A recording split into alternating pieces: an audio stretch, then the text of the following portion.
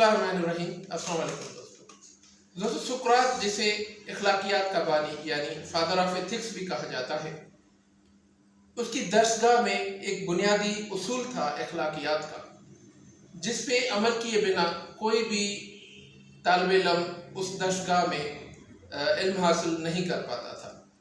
वहाँ के जो बुनियादी उसूल थे उसमें सब्र, बर्दाश्त, तहम्मुल, एक दूसरे की राय का एहतराम करना, इख्तिलाफ राय को बर्दाश्त करना, तवज्जो से सुनना, ये सारी चीज़ें उसमें शामिल थी।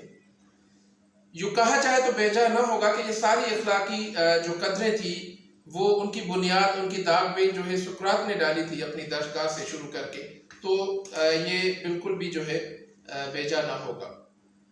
नाज़रीन, जब कहा जाता है कि उस दरगाह में कोई तालिब इल्म इरादी या गैर इरादी तौर पे ही इन सारे उसूलों में से किसी एक को भी तोड़ देता था या फॉलो नहीं कर सकता था, तो उसे उस दरगाह से निकाल लिया जाता था, ये कहकर कि आप अभी जो है यहाँ पे इल्म हासिल करने के लायक नहीं हो। यही एक उसूल था अखलाकी कदरों का बुनियादी, जिस पे जो है उन्होंने एक बेहतरीन मुआशरे की बुनियाद डाली।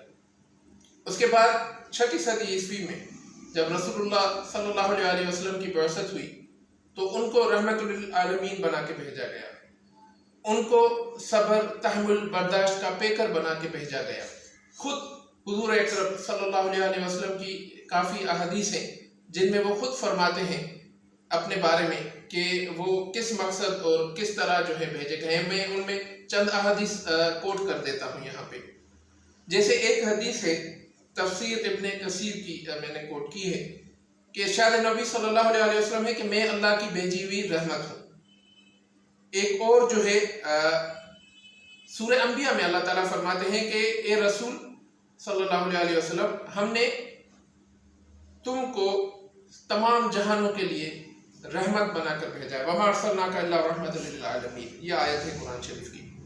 एक और हदीस है रसूलुल्लाह सल्लल्लाहु अलैहि वसल्लम फरमाते हैं, मफहूम है कि मैं हुस्न अखलाक की तकमील के लिए महबूस किया गया हूँ, यानी तकमील करवाने, यानी जितनी भी दुनिया में इंसान हैं या क़यामत तक जो आने वाले होंगे उन सब को मैं अखलाक की तरबियत देने के लिए आया हूँ और उनमें अखलाकी कदरें जो है जिंदा करने के लिए लाया गया हूँ, दुनिया में भेजा गया हूँ।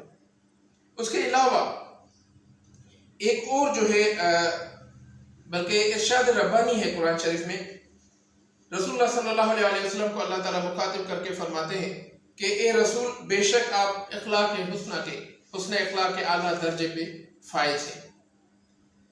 नाज़रीन, तो ये सारी चीज़ें अहादीस और ये कुरान शरीफ की जो आयत हमने पढ़ी और पीछे जो है हमने जो सुकरात की बारे में डिस्कस किया, उसके दरगाह के उसूल के बारे में, तो ये सारी चीज़ें हमें क्या दिखाती हैं, हमें क्या सिखाती हैं एक मुसलमान के तौर पर, कि सबसे जो बेहतरीन चीज़ है, जो सबसे बड़ी चीज़ है इंसान के लिए, वो है हुस्न अखलाक। अब हुस्न अखलाक में चंद चीज़ें आ जाती हैं जो मजमुआ है हुस्न अखलाक। उसमें क्या क्या आ जाता है? उसमें आपकी जो है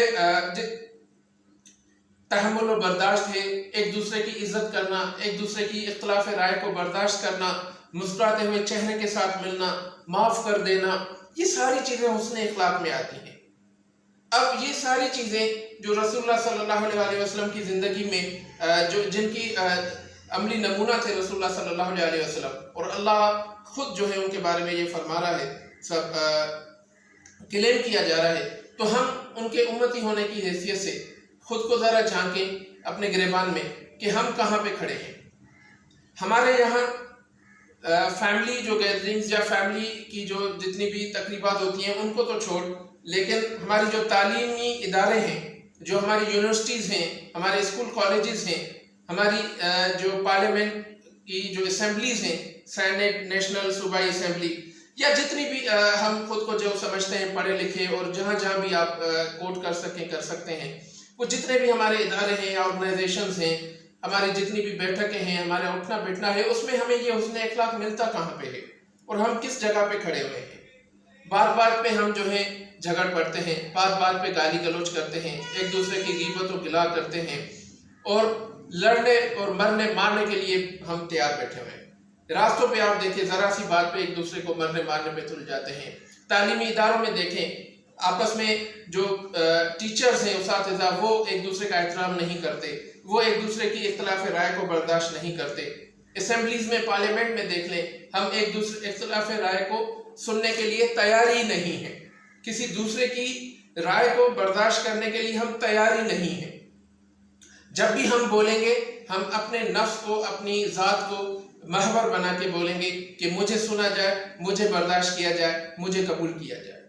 یہ نہیں کہ ہم دوسرے کو بھی سنیں، دوسروں کو بھی برداشت کریں، تحمل وہ بردباری سے دوسرے کی رائے سنیں۔ اور اگر اختلاف رائے ہے، ہمارے پاس کوئی ٹھوس دلیل ہے تو اس دلیل سے لوگوں کو قائل کریں۔